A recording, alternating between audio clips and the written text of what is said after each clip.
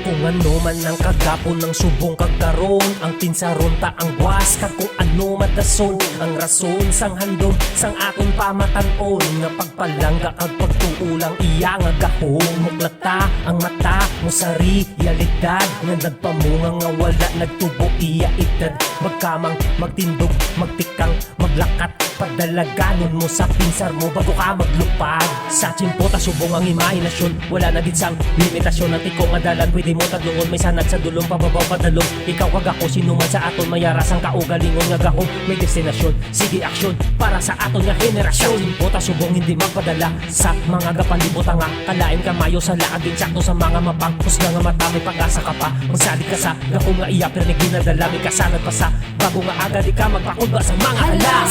Sige, pagbato ang takot, ang rason. Mga kabataan, bugal sa ngaton nga tion. Ikasa, idaog mga sala, likawan tanan may pulos sa muna ang tandaan. Hala, sige, pagbato ang takot, ang rason. Mga kabataan, bugal sa ngaton nga tion. Ikasa, idaog mga sala, likawan tanan may pulos sa muna ang tandaan.